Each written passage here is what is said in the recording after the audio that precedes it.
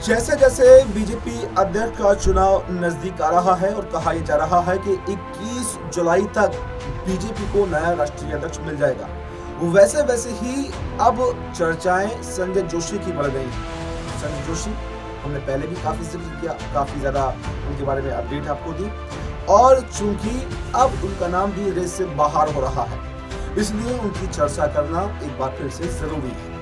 क्योंकि पुराने दुश्मन वो मोदी जी के कहे जाते हैं। 36 का आंकड़ा उसका मोदी जी शासित रहता है, और कहीं ना कहीं अगर कहें तो जो बीजेपी और आरएसएस के बीच में टकराव हुआ था, वो टकराव अभी भी बना हुआ है। अभी भी आरएसएस ने अपने घुटने टेके नहीं है, लेकिन मोदी शाह कैसे ना कैसे करके किसी भी हालत में, किसी भी कीमत पर, चाहे महिलाओं की बात करके, चाहे महिलाओं को आगे बढ़ाने की बात करके, ये अपने साउथ को साधने की बात करके संजय जोशी के नाम को हटाना चाहता है।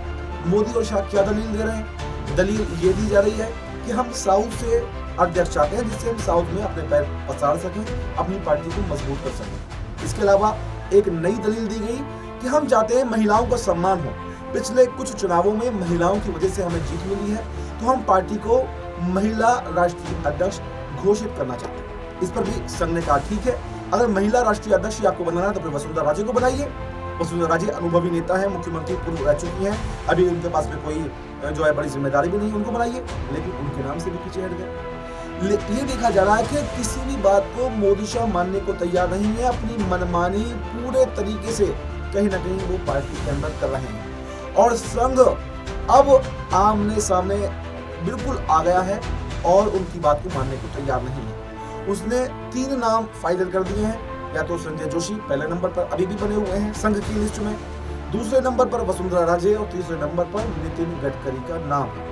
लेकिन इन सभी नामों को बीजेपी, मोदी और शाह अगर कहें, लगातार खारिज कर रहे हैं। तो क्या वाकई बीजेपी में कोई बड़ा उलटफेर होने वाला है? और क्या नया राष्ट्रीय अध्यक्ष बनने के साथ साथ अब बीजेपी में 2 फाड़ हो जाएंगे? और जो संघ के नेता पहले से काम कर रहे हैं, क्या वो भी बीजेपी का साथ छोड़ देंगे? और एक बात तो यह है कि बीजेपी की सरकार पहले से स्टेबल नहीं, तो क्या मोदी शाह की सरकार भी गिर सकती है? ये लगातार कयास है। देखिए, इस बात की पुष्टि हम नहीं करते कि 2 फाड़ होंगे, ये होगा, वो होगा, लेकिन जो खबरें निकलकर सामने आ रही हैं, जो राजनीतिक गलियारों में चर्चाएं चल रही हैं, वो यही चल रही हैं कि या तो संघ के आगे मोदी शाह को झुकना पड़ेगा, और अगर मोदी शाह नहीं झुकते हैं तो फिर वो अपने हाथों से अपने पैरों पर कुल्हाड़ी मार लेंगे।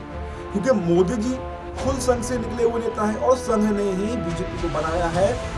सरकार बनाने में सबसे बड़ी भूमिका अगर किसी की है तो संघ की है, चाहे केंद्र की सरकार हो, या फिर अभी हाल ही में चुनाव हुए दिल्ली में 27 सालों बाद वापसी की, उसमें भी संघ ने भूमिका निभाई। हरियाणा में चुनाव जीता, क्लोज फाइट हुई, महाराष्ट्र में चुनाव जीता, यहाँ पर भी संघ की भूमिका रही है, और उसी की वजह से बीजेपी ने चुनाव जीता है। लेकिन अब बीजेपी ये कह रही है कि नहीं, हमें संघ की जरूरत नहीं है, क्योंकि ये बयान दिया था इस वक्त के मौजूदा राष्ट्रीय अध्यक्ष जेपी नड्डा ने 2024 के चुनावों के दरमियान, और उस चुनावों में कितना बड़ा नुकसान उनको उठाना पड़ा, ये आप सबने देखा होगा। तो सवाल यही है कि संघ और आरएसएस, यानी कि आरएसएस और बीजेपी एक ही गाड़ी के, एक ही साइकिल के 2 पहिए कहे जाते हैं। लेकिन अगर वाकई एक पहिया निकाल दिया जाए तो क्या गाड़ी चल पाएगी? और गाड़ी नहीं चल पाएगी तो उसका जिम्मेदार कौन होगा?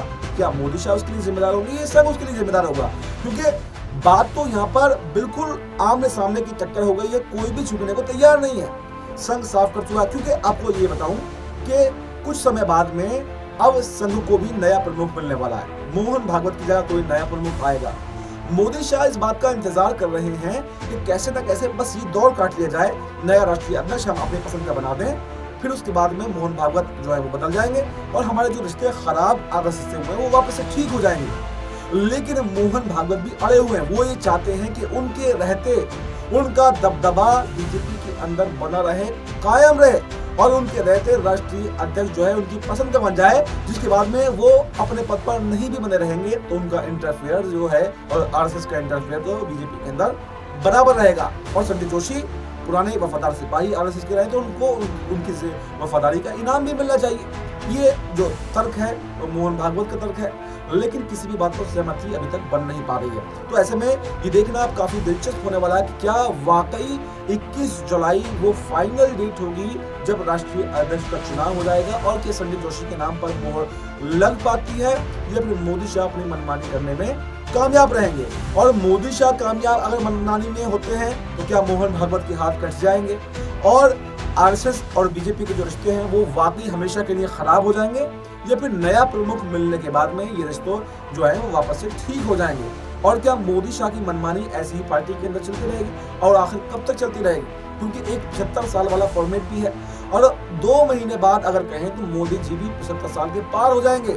17-18 सितंबर को उनका जन्मदिवस आ रहा है, तो क्या मोदी जी को भी अपनी कुर्सी से इस्तीफा देना पड़ेगा या उनकी मनमानी चलती रहेगी और मोदी जी जब तक चाहेंगे वो देश के प्रधानमंत्री बनते रहेंगे और मोदी जी जिसको चाहेंगे बस वही बनेगा। ये सवाल भी अब बीजेपी के अंदर से उठने लगे हैं, क्योंकि जब मोदी जी खुद सत्ता में आए थे तो उन्होंने कई बड़े नेताओं को, सीनियर नेताओं को साइडलाइन किया था, यही कहकर कि 75 साल से ज्यादा वाला नेता जो है वो बीजेपी में नहीं रहेगा। यही कहकर उन्होंने कई सारे मुख्यमंत्रियों को साइडलाइन कर दिया। यही कहकर उन्होंने मुरली मनोहर जोशी, लाल कृष्ण आडवाणी को साइडलाइन किया था, क्योंकि प्रधानमंत्री पद के दावेदार लाल कृष्ण आडवाणी ही 2014 में थे, लेकिन उनको हटाकर सत्ता पर काबिज हुए और आज ये हालात बीजेपी की हो चुकी है कि मोदी और शाही पूरे के पूरी बीजेपी बनकर रह गए, ना संघ की मान रहे हैं और ना ही किसी और की मान रहे हैं। तो ऐसे में अब क्या वक्त आ चुका है कि संघ भी अपना बड़ा फैसला कर ले और या तो मोदी शाह को उनकी कहें तो हेकड़ी से बाहर निकाल दे, या फिर अगर संघ की नहीं चलेगी तो संघ जो है अपने हाथ तो जरूर खींच लेगा। तो ऐसे में ये देखना काफी दिलचस्प होगा कि मोहन भागवत इस बार मोदी शाह के सामने झुकेंगे या मोदी शाह को किसी भी हाल में संघ प्रमुख की बात जो है वो माननी पड़ेगी, और क्या संजय जोशी को कमान मिलेगी या नहीं। ये देखना काफी दिलचस्प होगा कि आखिर संजय जोशी को वाकई जो है वो राष्ट्रीय अध्यक्ष पद की कमान मिलती है या नहीं मिलती है, और संजय जोशी को अगर कमान नहीं मिलती है तो फिर इसके विकल्प के तौर पर कौन कौन से नाम हैं, और क्या वाकई मोदी शाह अपने मंसूबों में कामयाब हो जाएंगे। जो हवाले वो दे रहे हैं कि साउथ से हम राष्ट्रीय अध्यक्ष बनाएंगे, महिला चेहरे को राष्ट्रीय अध्यक्ष बनाएंगे, तो उसके बाद में संजय जोशी का क्या कद जो है वो पार्टी के अंदर रहने वाला है। अगर मान लीजिए ठीक है, अगर राष्ट्रीय अध्यक्ष पद किसी दूसरे को भी मिल जाता है तो क्या कोई बड़ी जिम्मेदारी संजय जोशी को पार्टी के अंदर अभी दी जाएगी, या फिर सभी बातों को हवा हवाई कर दिया जाएगा और मोदी जी अपने रहते संजय जोशी को किसी भी पद पर आने नहीं देंगे। और संजय जोशी के अलावा कौन कौन से विकल्प हैं जो राष्ट्रीय अध्यक्ष की रेस में हैं, आपके हिसाब से कौन बेहतर रहेगा, आप कमेंट करके जरूर बताएं। फिलहाल हमें दीजिए इजाजत, नमस्कार।